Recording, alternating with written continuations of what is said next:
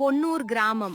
Car இருள் சூழ்ந்த வானத்திலிருந்து கடந்த ஒரு வாரமா இடைவிடாமல் கொடூர பெருமழை கொட்டி தீர்த்துக்கிட்டே இருக்கு. ஒழுகும் ஒரு சிறிய ஏழை குடிசையின் வாசலில் செல்வமும் அவனது அன்பு மனைவி மீனாவும் கவலையோடு உட்கார்ந்திருக்காங்க. இந்த மழை நம்ம மூச்சையே அடைச்சு மூச்சு விடாம பண்ணிடுச்சு மீனா. முழு வாரமாகவே இந்த அசுர மழை ஓயவே மாட்டேங்குது. இதனால என்னால எந்த வேலைக்கும் போக முடியல. வீட்டு செலவை எப்படி நடத்துறது, உனக்கு ஒருவேளை கஞ்சியாவது எப்படி ஊத்துறதுன்னு எனக்கு புரியல. ஆமாங்க ஐயா, நாம வாங்கி வச்ச காய்கறி எல்லாம் அழுகி நாரி போச்சுங்க. கூரையும் ஒழுக ஆரம்பிச்சு குடிசை சுவரெல்லாம் ஈரமா உதிர்ந்து விழுதுங்க. மழை ஓயுற வரைக்கும் நாம வீட்லயே காத்திருந்தா பசியிலையும் பட்டினியிலையும் ஏதாச்சும் பெரிய அசம்பாவிதமே நடந்துடுங்க. சரி மீனா, இந்த அடமழைக்கே பயந்து முடங்கி கிடந்தா முடியாது. நான் இந்த மழையிலேயே எங்கேச்சும் வேலைக்கு போகணும்னு முடிவு பண்ணிட்டேன். நமக்கு வேற வழியே இல்ல. அப்போ அண்டை வீட்டுக்காரியான வயது முதிர்ந்த செல்லம்மாள் புயல் காற்றை எதிர்த்துக்கிட்டு அவங்க வாசலுக்கு வர்றா. செல்வா, என்ன இது? இந்த பேய் மழையில வெளியே போக போறியா? ரொம்ப ஜாக்கிரதையா இரு. இந்த இடைவிடாத மழை வெறும் மழை மட்டும் இல்ல, ஏதோ ஒரு பெரிய ஆபத்தோட பேரழிவின் அடையாளமா எனக்கு தோணுது. என்னத்த சொல்றீங்க? என்ன அடையாளம்? எனக்கும் தெளிவா தெரியல கண்ணு. ஆனா இந்த வயசான மனசுக்கு ஏதோ ஒரு கெட்ட அசம்பாவிதம் நடக்க போகுதுன்னு தோணுது. ரொம்ப கவனமா இரு. மறுநாள் காலை விடியற்காலையிலேயே செல்வம் பெருமழையில் நனைந்தபடி ஊர் தலைவர் சுப்பையாவின் மாளிகையை நோக்கி நடக்கிறான். தலைவரே, இவ்வளோ பேய் மழையிலையும் உங்களை தொந்தரவு பண்றேன்னு தவறா நினைக்காதீங்க. உங்ககிட்ட கிடங்கு வேலைக்கு ஆட்கள் தேவைப்படுறதா கேள்விப்பட்டேனுங்க. என்ன தயவு செஞ்சு வேலைக்கு சேர்த்துக்கோங்க தலைவரே. நான் உடம்ப உரமாக்கி நல்லா உழைப்பேன். ஏய் செல்வா, உன் மேல இந்த முழு ஊருமே பெரிய கோபத்துல கொதிச்சு போய் கிடக்கு. ஊர் மக்கள் அத்தனை பேரும் உன்னை பத்தி இல்லாததும் பொல்லாததுமா பேசுறாங்களே. அப்படிப்பட்ட உன்னை நான் ஏன் என் கிடங்குல வேலைக்கு வச்சுக்கணும்?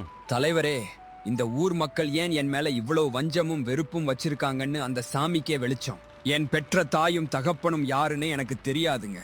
சின்ன வயசுலயே அனாதையா அலைஞ்சு திரிஞ்சவனுங்க. இருந்தாலும் என்னால முடிஞ்ச வரைக்கும் யாருக்கும் எந்த தீங்கும் நினைக்காம நேர்மையா தானே வாழ்றேன் தலைவரே. சரி, உன்னை வேலைக்கு சேர்த்துக்கிறேன். ஆனா இந்த மழையை சாக்கா காட்டி ஒரு நாள் கூட வேலைக்கு விடுமுறை எடுக்க கூடாது. கிடங்கு வேலை ஒரு நொடி கூட நிக்க கூடாது, புரியுதா? நிச்சயமா தலைவரே, உங்க சொல்ல வேதவாக்கா ஏத்துக்கிட்டு உயிரை கொடுத்தாச்சும் வேலை செய்வேனுங்க. சரி, இப்பவே உடனே கிடங்குக்கு போய் வேலையில இறங்கு. என் ஆட்கள் கிட்ட உன்னை பத்தி நான் சொல்லி அனுப்புறேன். செல்வம் சீரிப்பாயும் காற்றையும் கொட்டும் மழையையும் பொருட்படுத்தாமல் தைரியமாக போராடி கிடங்கை அடைகிறான். அங்கு வேலை செய்யும் ஆட்கள் இவனை கண்டு மூஞ்சியை சுளிக்கிறாங்க. அடடே, இந்த பெரிய துரதிருஷ்டக்கார அனாதை பயலையா இங்க வேலைக்கு அனுப்பி இருக்காங்க. இவன் காலடி பட்டாலே நமக்கு கெடுதல் ஆச்சே. செல்வம் அந்த நச்சு வார்த்தைகளை கேட்டு நெஞ்சம் பிளந்து அப்படியே உறைந்து நிற்கிறான். அண்ணே, என்னண்ணே என்ன பார்த்து அப்படி பேசுறீங்க? நான் உங்களுக்கு என்ன தீங்கு செஞ்சேன்? இவரு சரியாத்தான சொல்றாரு. நீ பிறந்ததே ஒரு பெரிய துரதிர்ஷ்டம். அதனாலதான் உனக்குன்னு சொந்தமா ஒரு உறவும் இல்ல, தோள் கொடுக்க ஒரு நண்பனும் கூட இல்ல. அந்த கொடூர வார்த்தைகள் செல்வத்தின் நெஞ்சில் ஈட்டியாக பாய்கின்றன. அவன் முகத்தில் இருந்த மெல்லிய புன்னகை மறைந்து கண்கள் கலங்குகின்றன. அவன் தன் வேதனையை அடக்கிக் கொண்டு அமைதியாக வேலையில் மூழ்குகிறான். மாலை நேரம். செல்வம் தான் உழைத்து வாங்கிய சொற்ப கூலியோடு உடலும் மனமும் அடியோடு தளர்ந்து போய் உடைந்த தன் குடிசைக்கு திரும்புகிறான். மீனா, இதோ இன்னைக்கு நான் உழைச்ச கூலி வீட்டு செலவுக்கு கொஞ்சம் உபயோகப்படும். என்னங்க இது? பணத்தாள்கள் பூராவும் தண்ணியில சொட்ட சொட்ட நனைஞ்சு போயிருக்கேங்க. மழையில நனைஞ்சுதான் வந்தேன் மீனா. உடம்புல இருக்கிற துணியும் நனைஞ்சிடுச்சு. நான் கஷ்டப்பட்டு உழைச்ச பணமும் நனைஞ்சிடுச்சு. கவலைப்படாதீங்கங்க, இத நான் இன்னொரு அறையில காத்தாட உலர வச்சிடுறேன். காலக்குள்ள நல்லா காஞ்சிடும். சிறிது நேரம் கழித்து மீனா பணத்தை பத்திரப்படுத்திவிட்டு அவன் அருகே வந்து அமர்கிறாள். மீனா, எனக்கு நல்லாவே தெரியும் இந்த ஊர் மக்கள் என்னை அனாதையாக்கி கிண்டல் பண்ற மாதிரியே உன்னையும் சேர்த்து வச்சு கேவலமா பேசுறாங்க. என்னங்க சொல்றீங்க? என்ன கிண்டல் பண்ணிட்டாங்க? நான் ஒரு அனாதை பயல் இல்லையா? எனக்குன்னு சொந்த பந்தம்னு ஒரு உயிரும் இல்ல. அப்படிப்பட்ட என்ன கல்யாணம் பண்ணிக்கிட்டதால தானே நீயும் அவங்களோட வஞ்சக பேச்சையெல்லாம் கேட்க வேண்டியிருக்குன்னு நினைக்கும் போது நெஞ்சம் வெடிக்குது. ஐயோ, அப்படி எதுவும் இல்லைங்க.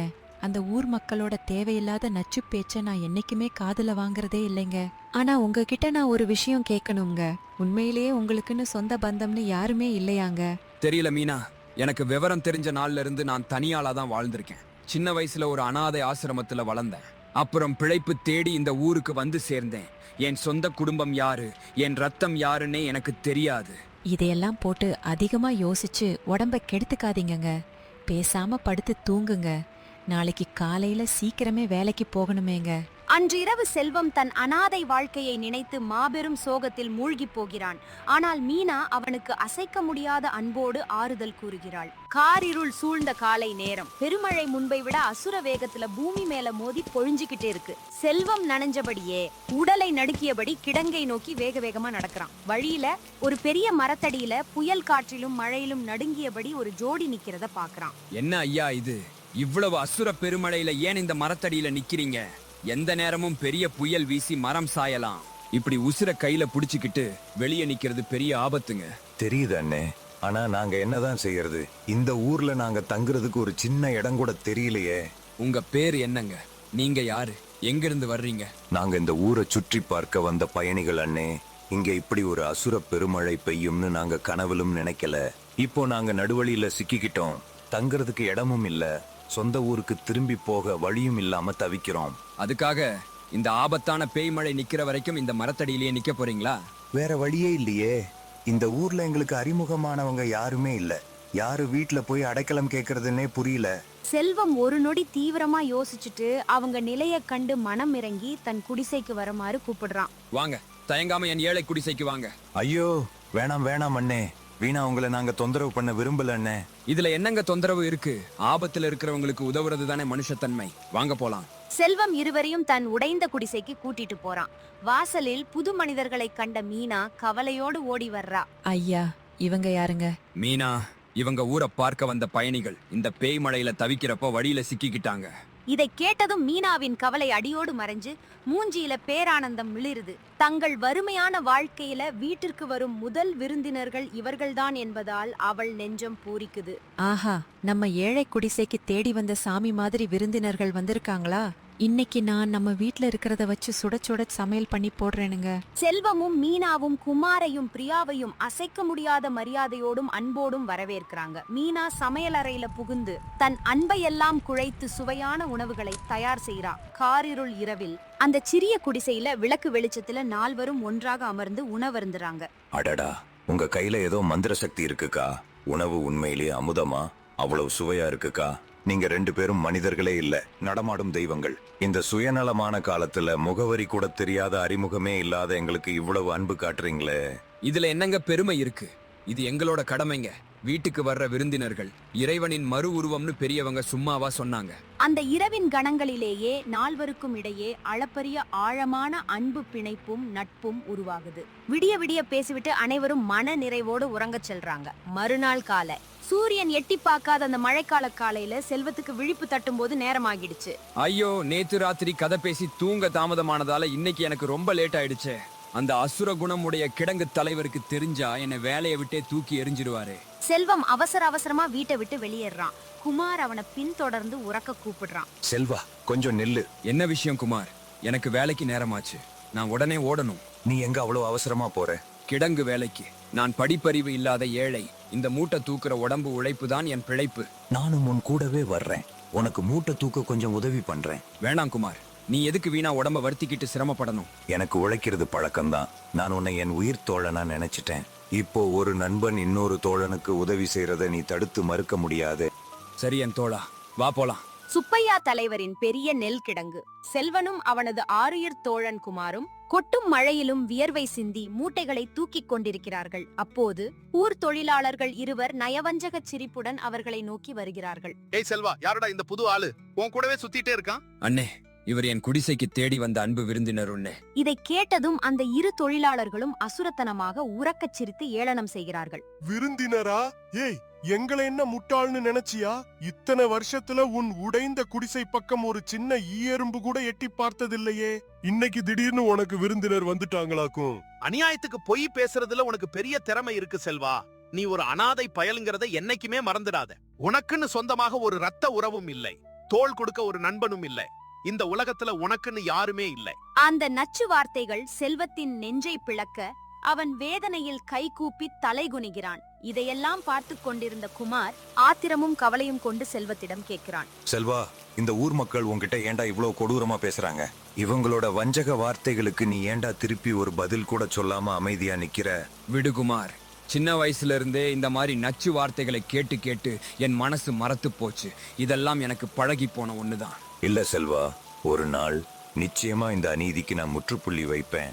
இந்த அநியாயக்கார மக்களோட பேச்சும் ஏளனமும் உன்னை இப்படி வேதனைப்படுத்துறதை இனிமேல் என் ஆயுசுக்கும் நான் பார்த்துக்கிட்டு சும்மா இருக்க மாட்டேன். குமாருக்கு செல்வத்தின் மீதிருந்த அன்பு பல மடங்கு பெருகி அளப்பரிய இரக்கமாக மாறுகிறது. அவன் செல்வத்திற்கு பாரம் தெரியாதவாறு அவனது வேலைகள் அத்தனையையும் தானே இழுத்து போட்டு செய்கிறான். இப்படியே சில நாட்கள் நகர்கின்றன. ஆனால் அந்த பேய் மழை மட்டும் தன் கொடூரத்தை குறைக்காமல் பெய்து கொண்டே இருக்கிறது. ஒரு மாலை நேரம் ஒழுகும் குடிசையின் வாசலில் செல்வமும் மீனாவும் குமாரும் பிரியாவும் ஒன்றாக அமர்ந்து சுட சுட தேநீர் அருந்தியபடி பொழியும் மழையை ரசிக்கிறார்கள். முன்னெல்லாம் இப்படி ஒரு அசுர மழைய பார்த்தாலே எனக்கு பெரிய கோபமும் பயமும் வரும்க்கா. ஆனா இப்போ நாம எல்லாரும் ஒரு குடும்பமா சேர்ந்து அமர்ந்து தேநீர் குடிக்கும்போது நெஞ்சுக்குள்ள ஏதோ ஒரு விவரிக்க முடியாத நிம்மதியும் பேரமைதியும் கிடைக்கிறதுக்கா. ஆமாம்பா, நீங்க 2 பேரும் நம்ம வீட்ல தங்க ஆரம்பிச்சு இத்தனை நாட்கள் ஓடிடுச்சு. ஆனா எங்களுக்கு நீங்க அந்நியர்கள்னு தோணவே இல்லப்பா. உண்மையிலேயே ஒரு சொந்த குடும்பம் போலத்தான் தோணுது. பிரபஞ்சத்துல நடக்கிறது எல்லாமே ஏதோ ஒரு நல்ல காரியத்துக்கு தான். இந்த மழை மட்டும் பெய்யாம இருந்திருந்தா உங்களை போன்ற தங்கமான நல்ல மனிதர்களை நாங்க எப்படி சந்திக்க முடிஞ்சிருக்கோம். நீங்க 2 பேரும் எங்களை சொந்த உடன்பிறப்புகள் போல அவ்வளவு அக்கறையா பாத்துக்கிட்டீங்க. உங்க அன்புக்கு நாங்க ஆயுசுக்கும் கடமைப்பட்டிருக்கோம். மறுநாள் காலை இடைவிடாத மழையில் செல்வம் மட்டும் தனியாக கிடங்கிற்கு செல்கிறான். அங்குள்ள தொழிலாளர்கள் குமார் வராததை கண்டு மீண்டும் கிண்டலாக விசாரிக்கிறார்கள். என்ன செல்வா, இன்னைக்கு உன் உயிர் தோழன் குமார் உன் கூட வரல போல இருக்கு. அவனும் உன்னை அனாதையா விட்டுட்டு ஓடிட்டானா? ஐயோ, அப்படி இல்ல என்ன. அவர் என் உயிரினும் மேலான உண்மையான நண்பர். தொடர்ந்து மழையில நனைஞ்சதால அவருக்கு கடுமையான ஜலதோஷம் பிடிச்சிடுச்சுங்க. அதான் இன்னைக்கு வீட்லயே ஓய்வெடுக்க சொல்லிட்டு நான் வந்தேனுங்க. ஏய், இந்த செல்வனுக்கு எவ்வளோ பெரிய திமிரும் அலட்சியமும் பாரு. தன் குடிசைக்கு வந்த விருந்தினரையே சரியா கவனிக்க தெரியாத தரித்திர பயல் இவன். அனைவரும் குமாரின் உடல்நிலையை காரணம் காட்டி செல்வத்தை கேவலமாக கிண்டல் சென்றாங்க. ஆனால் செல்வத்தின் உடம்பில் கொதிக்கும் காய்ச்சலையும் தள்ளாடும் அவனது உடல்நிலையையும் பற்றி அங்கு ஒருவன் கூட விசாரிக்கவில்லை. தொடர்ந்து பெருமழையில் உழைத்ததால் செல்வத்திற்கு அக்னியாக காய்ச்சல் கொதித்துக் கொண்டிருந்தது. அதை யாருக்கும் தெரியப்படுத்தாமல் தன் வேதனையை மனதுக்குள்ளேயே விழுங்கிக் கொண்டு அவன் அமைதியாக மூட்டைகளை தூக்குகிறான். ஏய் செல்வா, என்ன உன் மூஞ்சி எல்லாம் ரத்த சிவப்பா கொதிக்குது? ஏதோ உடம்புக்கு முடியாத மாதிரி தெரியுதே. ஐயோ, அப்படி எதுவும் இல்லைன்னே, சின்ன தலைவலிதான். வாங்க வேலையை பார்ப்போம். செல்வம் காய்ச்சலின் தள்ளாட்டத்தோடு ஒரு உப்பு மூட்டையை தூக்க முயலும் போது சோர்வாலும் பலவீனத்தாலும் அவன் கையிலிருந்து அந்த உப்பு மூட்டை நழுவி கீழே சீரிப்பாயும் மழை நீரில் பொத்தென்று விழுகிறது. கொடூர பயலே, என்னடா காரியம் பண்ணி வச்சிருக்க? எவ்வளவு பெரிய நஷ்டத்தை உண்டாக்கிட்டேன்னு தெரியுமாடா? இந்த உப்பு மூட்டை இனி எந்த வேலைக்கும் உதவாதுடா. வாடா, இவனை இப்பவே தலைவர்கிட்ட இழுத்துட்டு போவோம். அந்த ஊர் மக்கள் செல்வத்தை இந்த ஊரை விட்டே அடியோடு விரட்டியடிக்க ஏதோ ஒரு சிறு காரணத்திற்காக காத்திருந்தார்கள். இன்னைக்கு அந்த மாபெரும் சந்தர்ப்பம் அவர்கள் கைக்கு வந்துவிட்டது. ஒரு நொடி கூட தாமதிக்காமல் ஆத்திரமடைந்த அத்தனை தொழிலாளர்களும் செல்வத்தை பலவந்தமாக இழுத்துக்கொண்டு சுப்பையா தலைவரின் மாளிகையை நோக்கி ஆர்ப்பாட்டத்தோடு விரைகிறார்கள். சுப்பையா தலைவரின் மாளிகை வாசல். ஆத்திரமடைந்த ஊர் மக்களும் தொழிலாளர்களும் செல்வத்தை கூட்டி வந்து நிறுத்தியிருக்கிறார்கள். தலைவரே, இந்த தரித்திர செல்வம் உங்களுக்கு பெரிய நஷ்டத்தை உண்டாக்கிட்டான் தலைவரே. என்ன சொல்றீங்க? என்ன நஷ்டம்? ஒரு முழு உப்பு மூட்டையையும் கொண்டு போய் அப்படியே சீரிப்பாயிர தண்ணீர்ல கரைச்சு அடியோடு பாழாக்கிட்டான் தலைவரே. இதை கேட்டதும் சுப்பையா தலைவரின் கண்கள் சிவக்கின்றன. பெருங்கோபம் தலைக்கேறுகிறது. ஏய் செல்வா, உன் கவனம் எங்க தொலைஞ்சு போச்சு? எனக்கு வியாபாரத்துல ஒரு சின்ன குறை கூட வரக்கூடாதுன்னு உன்கிட்ட எச்சரிச்சு சொன்னேனே. என்ன மன்னிச்சிடுங்க தலைவரே, நான் வேணும்னு எந்த தப்பும் பண்ணலைங்க. காய்ச்சலின் தள்ளாட்டத்துல என் கை தவறி மூட்டை தண்ணியில விழுந்துருச்சுங்க. எனக்கு உடம்புக்கும் ரொம்ப முடியலங்க தலைவரே. ஏய், கை தவறினாலும் சரி, கால் தவறினாலும் சரி, வந்த நஷ்டம் எனக்குத்தானே. இதுக்கு நீ பெரிய பரிகாரம் கொடுத்தே ஆகணும். சரிங்க தலைவரே, நான் உழைக்கிற தினக்கூலியில இருந்து கொஞ்சம் கொஞ்சமா கழிச்சுக்கோங்க. என்னடா, என்ன முட்டாள்னு நினைச்சிட்டியா? நான் உனக்கு தந்த பணத்தையே எனக்கு திருப்பி தர்றியா? அப்படி முடியாது. ஒரு மூட்டை நஷ்டத்துக்கு பதிலா 3 மூட்டையோட பெரிய நஷ்டத்தை நீ எனக்கு ஈடுகட்டியே ஆகணும். ஐயோ, 3 மூட்டை நஷ்டீடா தலைவரே? இது ரொம்பவே அநியாயம்ங்க. நான் பரம ஏழைங்க. ஒரு முழு மாசம் ராப்பகலா உழைச்சாலும் இவ்வளவு பெரிய பணத்தை என்னால சேர்க்கவே முடியாதுங்க தலைவரே. அது உன்னோட தலையெழுத்து. எனக்கு அந்த 3 மடங்கு நஷ்டீடு வந்து சேர்ற வரைக்கும் நீ என் கிடங்கு வேலைக்கே வரக்கூடாது. மரியாதையா பணத்தோட ஓடி வா. சுப்பையா தலைவர் ஒரு துளி இரக்கம் கூட இல்லாமல் செல்வத்தை மாளிகையை விட்டு அடித்து விரட்டுகிறார். செல்வம் கண்ணீர் மல்க நெஞ்சம் உடைந்து வீடு திரும்புகிறான். வழியில் கொதிக்கும் காய்ச்சலாலும் வேதனையாலும் அவனது காலடிகள் தடுமாறி தள்ளாடுகின்றன. என் வாழ்நாள்ல என்னால யாருக்குமே ஒரு சின்ன சந்தோஷத்தை கூட தர முடியலையே இறைவா.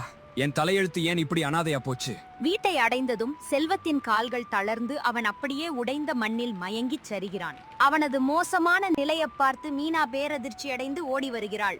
ஐயா, என்ன ஆயிடுச்சுங்க உங்களுக்கு? ஏன் இப்படி நெஞ்சம் உடைஞ்சு அழுறீங்க?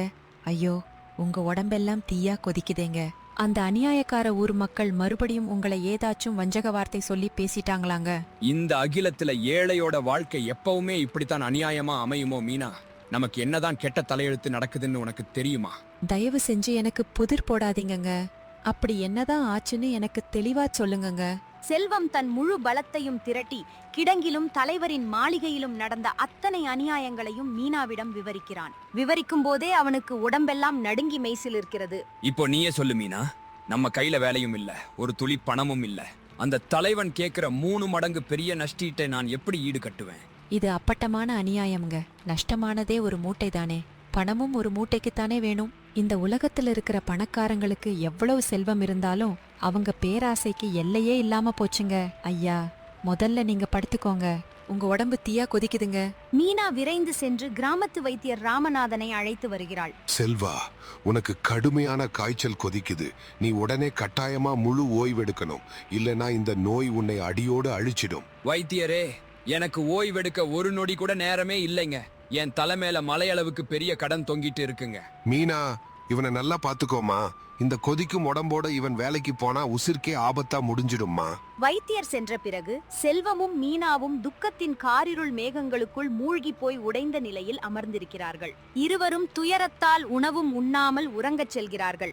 அதே நேரம் அடுத்த அறையில் அமர்ந்திருந்த பிரியா குமாரிடம் ரகசியமாக பேசுகிறாள். ஐயா, இன்னைக்கு நான் மீனாவும் செல்வமும் பேசிட்டதை ஒளிஞ்சிருந்து கேட்டுட்டேங்க. எனக்கு அவங்கள பத்தி ஒரு முக்கியமான விஷயம் சொல்லணுமுங்க. பிரியா, இப்படி ஒளிஞ்சிருந்து யாரோட தனிப்பட்ட பேச்சையும் கேட்கறது நல்ல பண்பாடு இல்லைங்கிறத நீ மறந்துட்டியா? எனக்கும் தெரியுங்க. ஆனா விஷயம் அவ்வளோ பெரிய ஆபத்தா இருக்குங்க. அதை கேட்டுட்டு என்னால அமைதியா இருக்கவே முடியலைங்க. சரி, அப்படி என்னதான் விஷயம்? சீக்கிரம் சொல்லு. பிரியா சுப்பையா தலைவர் செய்த அநியாயத்தையும் செல்வத்தின் காய்ச்சலையும் 3 மடங்கு கடன் சுமையையும் குமாரிடம் அணுவாக தெரிவிக்கிறாள். இதை கேட்டதும் குமார் செல்வத்தையும் மீனாவையும் நினைத்து நெஞ்சம் பிளந்து பெரிய கவலை கொள்கிறான். ஐயோ, எனக்கு உடம்பு சரியில்லாத ஒரே காரணத்தால ஒரு நாள் நான் செல்வா கூட வேலைக்கு போகாம இருந்தேனே, அதுக்கே இவ்வளவு பெரிய பேரழிவு வந்துடுச்சா? இப்போ செல்வாவுக்கும் கடுமையான காய்ச்சல் கொதிக்குது. ஆனா அவன் அதையும் மறைச்சுக்கிட்டு நமக்காக வேலைக்கு போயிருக்கானே. ஐயா, நான் என்ன சொல்றேன்னா, நாம ஏன் இந்த தங்கமான தம்பதிகளுக்கு உதவக்கூடாதுங்க? இந்த சின்ன பிரச்சனையை தீர்க்கிறது நம்ம கையில இருக்கிற ரொம்ப சுலபமான காரியம் தானுங்க. நீ சொல்றது 100க்கு 100 சரிதான் பிரியா. ஆனா நாம இப்போ உதவி செஞ்சா நம்மளோட உண்மையான முகவரியும் அடையாளமும் அவங்களுக்கு தெரிஞ்சிடுமே. அப்புறம் அவங்க தங்களை நம்மளை விட தாழ்ந்தவங்கன்னு நினைச்சு கூச்சப்பட்டு நம்மளை விட்டு தூரமா போயிடுவாங்களோன்னு பயமா இருக்கு. அப்படியானாலும் பரவாயில்லைங்க. குறைந்தபட்சம் அவங்க தலை மேல தொங்குற இந்த பெரிய கடன் பேரழிவு தீருமே. இந்த உலகத்துல யாருமே செய்யாத உதவிகளை அவங்க நமக்கு செஞ்சிருக்காங்க. இப்போ அவங்களுக்கு உதவ வேண்டியது நம்மளோட பெரிய தர்மமுங்க. பிரியாவின் ஆழமான புரிதலையும் அன்பையும் கண்டு குமார் தன் உண்மையான பணக்கார அடையாளத்தை வெளிப்படுத்தி அவர்களுக்கு உதவ முழு மனதாக ஒப்புக்கொள்கிறான். சரி பிரியா, நாளைக்கு விடியற்காலையிலேயே இந்த அநீதிக்கு நாம் ஒரு பெரிய முற்றுப்புள்ளி வைப்போம். மறுநாள் விடியல். குடிசையின் முற்றத்தில் செல்வமும் மீனாவும் தலைகுனிந்து நம்பிக்கை இழந்து வேதனையோடு அமர்ந்திருக்கிறார்கள். செல்வத்தின் உடம்பில் கொதித்த காய்ச்சல் இன்னும் முழுமையாக குறையவில்லை. மீனா, இவ்வளவு அழகா பிரகாசிக்கிற இந்த சூரியனால நமக்கு என்ன பயன்? நம்ம வாழ்க்கையின் தலைவிதியே காரிருளா மங்கி போய் கிடக்க. வானத்துல மழை ஓய்ஞ்சிடுச்சுங்க. ஆனா நம்ம தலைமையில விடிஞ்சிருக்கிற இந்த பெரிய கடன் பேரழிவு மழை எப்போ ஓயும்னே தெரியலையேங்க. இருவரும் அசைக்க முடியாத நம்பிக்கையை இழந்து துக்கத்தில் மூழ்கி இருக்க, அப்போது குமாரும் பிரியாவும் கைகளில் பெருந்தொகை பணப்பையோடு கம்பீரமாக அங்கே வருகிறார்கள். இதோ பாரு செல்வா, இனிமேல் நீ இந்த அநியாயத்துக்காக ஒரு நொடி கூட கவலைப்பட வேண்டிய அவசியமே இல்லை. ஐயோ, இவ்வளவு பெரிய பணமா? குமார், நீங்க உண்மையிலேயே யாருப்பா? உங்ககிட்ட இவ்வளவு பெரிய பண முடிப்பு எங்கிருந்து வந்துச்சு? செல்வா, நான் இந்த மாநிலத்தின் தலைநகரத்திலேயே மிகப்பெரிய புகழ்பெற்ற பெரிய வியாபாரி. எனக்கு செல்வத்துக்கோ வியாபாரத்துக்கோ நிலப்புலன்களுக்கோ இந்த உலகத்துல எந்த குறையும் இல்லை. ஐயோ, அப்படிப்பட்ட பெரிய பணக்காரங்களா நீங்க? அப்போ ஏன் இத்தனை நாளா உங்க உண்மையான அடையாளத்தை எங்கள்கிட்ட மறைச்சு வச்சிருந்தீங்க? ஏன் எங்கள மாதிரி பரம ஏழைகளோட குடிசையில வந்து எளிய வாழ்க்கை வாழ்ந்தீங்க? ஏன்னா எங்க கிட்ட அல்லால குறையாத செல்வம் மலை போல இருந்தாலும் உண்மையான அன்பையும் இரத்த பாசத்தையும் தருவதற்கு சொந்த பந்தங்கள் விஷயத்துல நாங்க பரம ஏழைகளா இருந்தோம். எங்களுக்குன்னு தோள் கொடுக்க ஒரு உறவினரோ உண்மையான ஒரு நண்பனோ கூட இல்ல. நாங்க யாருன்னு தெரிஞ்சா நீங்க கூச்சப்பட்டு எங்களை ஏத்துக்காமல் தூரமா விலகிடுவீங்களோன்னு எங்களுக்கு பெரிய பயமா இருந்துச்சு. குமாரும் பிரியாவும் தங்கள் நெஞ்சில் இருக்கும் ஆழமான அன்பை உணர்ச்சி பூர்வமாக விவரிக்கிறார்கள். நீங்க பெரிய பணக்காரரா இருந்தாலும் சரி இல்ல பரம ஏழையா இருந்தாலும் சரி, எனக்கு உங்களோட அந்த அந்தஸ்தும் அடையாளமும் முக்கியமே இல்லைங்க. என் மேல நீங்க காட்டுற இந்த தூய்மையான அன்புதான் எனக்கு முக்கோடி தெய்வங்களை விட முக்கியம். செல்வம் நன்றியுணர்ச்சியோடு உடனடியாக எழுந்திருக்க முயற்சிக்கிறான். ஆனால் கொதிக்கும் காய்ச்சலால் உடம்பு சிலிர்த்து மீண்டும் நிலை தடுமாறி அமர்கிறான். ஐயா, முதல்ல நீங்க அமைதியா ஓய்வெடுங்கங்க. உங்க உடம்புல காய்ச்சல் இன்னும் முழுசா குறையலைங்க. நானே அந்த தலைவன் கிட்ட போய் பணத்தை கொடுத்துட்டு வர்றேனுங்க. வேண்டாம் மீனா, நான் தான் போகணும். இந்த அநீதியை எதிர்த்து நிற்க வேண்டியது என் கடமை. செல்வா, இது இப்போ உன்னோட தனிப்பட்ட பிரச்சனை இல்ல, நம்ம 2 பேரோட கூட்டு பொறுப்பு. நானும் உன் கூடவே அந்த தலைவன் மாளிகைக்கு வர்றேன். செல்வமும் குமாரும் அந்த பெரிய பணப்பையை எடுத்துக்கொண்டு சுப்பையா தலைவரின் மாளிகையை நோக்கி வீரத்தோடு அடிகள் எடுத்து வைக்கிறார்கள். தலைவரே, இதோ நீங்க கேட்ட அந்த 3 மடங்கு வஞ்சக நஷ்ட ஈடு இன்னையோட முடிஞ்சது. இனிமேல் எனக்கும் உங்களுக்கும் எந்த ஒரு பிறவி தொடர்பும் இருக்காதுங்க. சுப்பையா தலைவர் அந்த பெரிய பணப்பைய பார்த்து அதிர்ச்சி அடைந்து திகைத்து நிற்கிறான். ஏய் செல்வா, உன் கூட நிமிர்ந்து கம்பீரமா நிக்கிற இந்த பெரிய மனிதர் யாருடா? தலைவரே, நான் தலைநகரத்தின் தலைமை வியாபாரி குமார். செல்வன் என் உயிரினும் மேலான ஆருயிர் தோழன். இனிமேல் இவரை எப்படி நடத்தணும்னு உங்க மனசாட்சிக்கும் புத்திக்கும் நல்லாவே தெரியும்னு நினைக்கிறேன். தலைநகரத்து வர்த்தக தலைவரின் பேரை கேட்டதும் சுப்பையா தலைவரின் முகம் மரண பயத்தில் அடியோடு வெளுத்து போகிறது. செல்வம் அவனை திரும்பி கூட பார்க்காமல் கர்வத்தோடு அந்த மாளிகையை விட்டு வெளியேறுகிறான். மறுநாள் காலை குமாரும் பிரியாவும் தங்கள் சொந்த நகரத்திற்கு திரும்ப ஆயத்தமாகிறார்கள். செல்வா, உன்னை பிரிஞ்சு போறதுக்கு என் மனசுல ஒரு துளி கூட விருப்பமே இல்ல தோழா. எனக்கு ஒரு பெரிய யோசனை இருக்கு. என்னோட பெரிய வியாபாரத்துல நீயும் என் பங்குதாரரா சேர்ந்துக்கிறியா? உனக்கு ஒரு நல்ல பிழைப்பு தேவை. எனக்கு உயிரை கொடுக்கிற அளவுக்கு நம்பிக்கையான ஒரு துணை தேவை. ஐயா, இது இறைவன் தந்த பெரிய வாய்ப்புங்க. தயவு செஞ்சு இதை தட்டாம ஏத்துக்கோங்க. எனக்கு என்ன சொல்றதுன்னே புரியலையேங்க. உங்க 2 பேருக்கும் நான் இந்த ஜென்மத்துல எப்படி நன்றி செலுத்த போறேனே தெரியல. நீங்க 2 பேரும் என் வாழ்நாளை காப்பாற்ற வந்த தெய்வங்கள் மாதிரி வந்திருக்கீங்கங்க. மீனா மகிழ்ச்சியுடன் செல்வத்திற்கு உடுத்துவதற்காக ஒரு புதிய சட்டையை எடுத்து வருகிறாள். செல்வம் தன் பழைய நனைந்த சட்டையை கழற்றி மாற்றும் போது குமாரின் கூர்மையான பார்வை செல்வத்தின் பிடரி கழுத்தில் இருந்த ஒரு விசித்திரமான மச்ச அடையாளத்தின் மீது விழுகிறது. செல்வா, நில்லு. உன் கழுத்துல இருக்கிற இந்த தனித்துவமான பரம்பரை அடையாளம் என்ன? இதுவா குமார்? இது நான் பிறந்த நாள்ல இருந்தே என் கழுத்துல இருக்கிற பிறந்த அடையாளம்பா. செல்வா, நீ அந்நியன் இல்லை. நீ என் சொந்த உடன் பிறந்த சகோதரன். பாரு, என் கழுத்திலையும் அதே பரம்பரை அடையாளம் இருக்கு. ஐயோ, இது எப்படி சாத்தியமாகும் குமார்? என் பெற்ற தாய் இறக்குறதுக்கு முன்னாடி என்கிட்ட சொல்லியிருந்தாங்க, எனக்கு ஒரு சின்ன தம்பி இருந்தானாம். அனாதை ஆசிரமத்திலிருந்து சின்ன வயசுலயே காணாம போயிட்டானாம். இதோ இந்த அடையாளம் தான் நம்ம வம்சத்தோட அழியாத பரம்பரை அடையாளம். அப்போ நாம 2 பேரும் ஒரே ரத்தத்தில் பிறந்த சொந்த பிறவி சகோதரர்களா அண்ணா? ஆமா எங்க அருமை தம்பி. அதனாலதான் அறிமுகமே இல்லாத அந்நியர்களா நாம சந்திச்சப்ப கூட நமக்குள்ள இவ்வளவு பெரிய ரத்த பாசமும் அன்பும் பொங்கி வழிஞ்சிருக்கு. இறைவா, இது எப்பேற்பட்ட பெரிய அற்புத அதிசயம். இந்த கொடூர மழையும் வழிதவறிய இந்த சந்திப்பும் சும்மா நடக்கல. உங்கள் 2 பேரையும் ஒன்னு சேர்க்க அந்த இறைவன் போட்ட பெரிய விதியின் திட்டமுங்க. இறைவா, இதெல்லாம் உண்மையிலேயே என் கண் முன்னாடி நடக்கிற நிஜம்தானா? எங்களுக்குன்னு இந்த உலகத்துல சொந்தமா ஒரு உண்மையான ரத்த குடும்பமே கிடைச்சிருக்கா? ஆமா மீனாக்கா, இனிமேல நாம அத்தனை பேரும் ஒரே கூரையின் கீழ் வாழ்ற ஒரே சொந்த குடும்பம் தான். அண்ணா, இத்தனை வருஷமா இந்த உலகத்துல நான் யாரும் இல்லாத தனியாளா அனாதையா அலைஞ்சு திரிஞ்சேனே அண்ணா.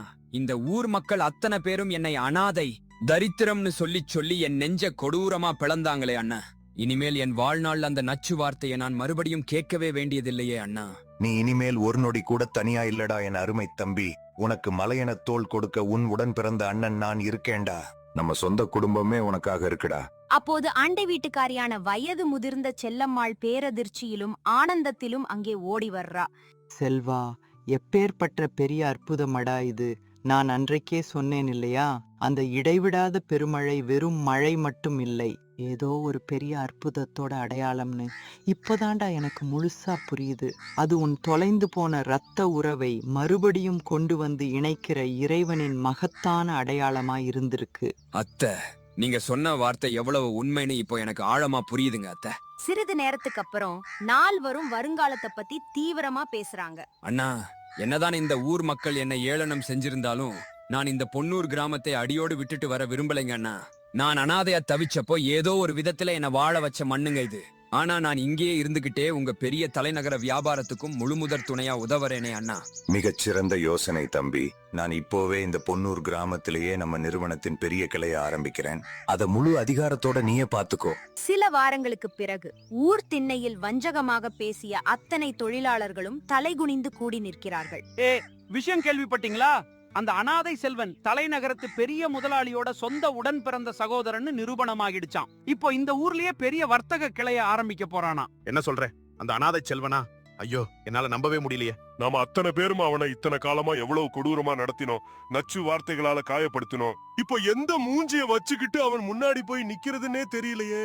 அப்போது செல்வம் கம்பீரமான தோற்றத்தோடும் பெரிய அமைதியோடும் அங்கே அடிகள் எடுத்து வைக்கிறான். நண்பர்களே, நான் உங்கள் யாருடைய மேலையும் அணுவளவும் கோபமோ வஞ்சமோ வச்சுக்கலைங்க. அன்னைக்கு நீங்க என்ன சரியா புரிஞ்சுக்காம நடந்துகிட்டீங்க. ஆனா இப்போ நான் உங்கள் அத்தனை பேருக்கும் நல்வாழ்வு தரும் வேலை வாய்ப்பை தரப்போறேன். என் புதிய வியாபார கிளையில நேர்மையா உழைக்க விருப்பம் இருந்தா தயங்காம என்கிட்ட வாங்க. செல்வா, எங்களை மனசார மன்னிச்சிடு. நாங்க உன்னை அணுவளவும் புரிஞ்சுக்காம ரொம்ப கொடூரமா நடந்துகிட்டோம். நீ தீயா கொதிச்ச காய்ச்சலை மறைச்சுக்கிட்டு நமக்காக மூட்டை தூக்கி வேலை செஞ்சப்ப கூட நாங்க உன்னை கேவலமா கிண்டல் தான் செஞ்சோம். பரவாயில்லைங்க. கடந்த கால கசப்பான நிகழ்வுகளை அடியோடு மறந்துடுவோம். இனிமேல் நாம் அனைவரும் ஒருதாய் பிள்ளைகளாகச் சேர்ந்து நேர்மையோடு உழைப்போம். அப்போது சுப்பையா தலைவரும் தன் அகந்தையை இழந்து அங்கே ஓடி வருகிறார். செல்வா, என்னை உன் பாதங்களில் விழுந்து மன்னிப்பு கேட்க விடு. நான் உன்கிட்ட ரொம்ப கொடூரமா அநியாயமா நடந்துகிட்டேன். உண்மையிலேயே அன்னைக்கு தண்ணியில கரைஞ்சு நஷ்டமானது ஒரு மூட்டை உப்புதான். நான் 3 மடங்கு நஷ்ட ஈடு கேட்டது என் பேராசையும் வஞ்சகமும் தான். தலைவரே, கடந்த கால அநியாயங்களை இதோடு மறந்து விடுவோம். இனிமேல் நாம் அனைவரும் கைகோர்த்து இந்த பொன்னூர் கிராமத்தை பெரிய செழிப்பான ஊராக முன்னேற்றுவோம். மீனா தன் கணவனின் பெரிய தர்ம குணத்தை பெருமிதம் பொங்க பார்க்கிறாள். ஐயா, இன்னைக்கு நான் உங்க மனைவியா இருக்கறதுல எல்லை இல்லாத பெருமைப்படுறேனுங்க. நாம எத்தனை பெரிய கஷ்டங்களையும் வறுமையையும் சந்தித்தாலும் நீங்க ஒருபோதும் யாருக்கும் எந்த கெடுதலும் நினைக்கலைங்க. யாரையும் வெறுக்கவே இல்லைங்க. உங்களின் அந்த அசைக்க முடியாத நேர்மையும் தர்மமும் தான் இன்னைக்கு உங்களை இந்த உயர்ந்த இடத்துல கொண்டு வந்து நிறுத்தி இருக்குங்க. மீனா, நீ மட்டும் என் பக்கபலமா இல்லாம இருந்திருந்தா இந்த பெரிய சோதனைகளையும் கஷ்டங்களையும் என்னால தாண்டி இருக்கவே முடியாது. உன் அசைக்க முடியாத நம்பிக்கையும் தூய்மையான அன்புதான் எனக்கு எப்போதுமே அசைக்க முடியாத பெரிய பலமா இருந்திருக்கு. குமாரும் பிரியாவும் பேரானந்த புன்னகையோடு இந்த அற்புத காட்சியை காண்கிறார்கள். அந்த அசுர பெருமழை நமக்கு எவ்வளவு பெரிய துயரத்தையும் கஷ்டத்தையும் தந்திருந்தாலும் அதே மழைதான் இன்னைக்கு நமக்குள்ள இவ்வளவு அழகான அழியாத பரம்பரை இரத்த உறவையும் உண்டாக்கி கொடுத்திருக்கு. 100க்கு 100 உண்மைங்க. சில நேரங்களில் நம்மை தாக்கும் கொடூரமான கஷ்டங்கள்தான் நம் வாழ்க்கையில் புதிய ஒளிமயமான பெரிய நீதியையும் வழிகளையும் திறந்து வைக்கும். இன்னைக்கு எனக்கு ஆழமா புரியுது.